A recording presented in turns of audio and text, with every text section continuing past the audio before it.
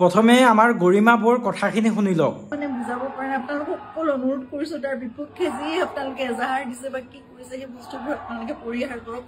আমি কিবা এষাৰ কথা ক'লেও সিদ্ধাৰ্থৰ কথা জুবিনে কেতিয়াও তাৰ গাত টোপ এটা পৰিবলৈ নিদিয়ে। আজি তাক আপুনি ৰিকুৱেষ্ট কৰাৰ পিছতো আমাৰ অসমৰ ৰাইজে মানি গ'ল, তাৰ পিছতো জুবিন দাৰ মেনেজাৰ এই সিদ্ধাৰ্থ কিয় নাহিলে সেইটো কওক।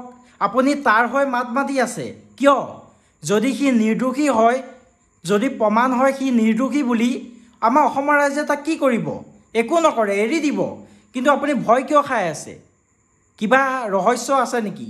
যদি আছে এইটোতো ওলাবই। যদি আছে আপুনি এবাৰ কৈ দিয়ক। আৰু কি কৈছিল? থাকিবলৈ দিয়ক। আপোনালোকে যি তাৰ বিষয়ে তাৰ বিপক্ষে যদি কিবা ভাবিছে সেই বস্তুবোৰ আপোনালোকে আপোনালোকৰ মনৰ পৰা উলিয়াই দিয়ক। সিদ্ধাৰ্থ হৈছে আপোনালোকৰ পানীৰ তলৰ কাঁইট। 2014 চনৰ পৰা জুবিন দাৰ মেনেজাৰ হৈ সি নিজৰ সম্পত্তি কোটি ঘৰত কৰিলে, কোটি কোটি টকীয়া সম্পত্তি কৰিলে। আপোনালোকে সেইটো কথা একো ভাবাই নাই। বাৰু বাদ দিয়ক, লোকৰ কোটি টকীয়া সম্পত্তি আমি চকু নিদিওঁ।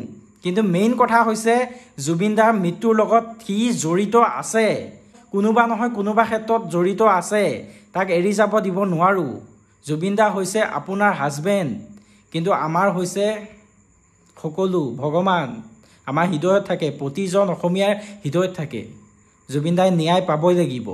আৰু সি অহাৰ পিছত প্ৰথমে পিটন, তাৰপিছতহে সুধিম কেছটো কি হ'ল। আগতীয়াকৈ পিটন পাবই। তদন্ত চৰকাৰে কৰিব, আইনে কৰিব। আমি তদন্ত নহয়, আমি মৃত্যুদণ্ড দিম। আপুনি কিমানবাৰ ৰিকুৱেষ্ট কৰে সেইটো কথা নাই। জুবিন দা মৰিছে, বহুত ডাঙৰ কথা। আৰু তেখেত মৰিছে যিহেতু এতিয়া জেং হ'বই। আহিব দিয়ক, যদি নাহে আমিও আনিব পাৰিম।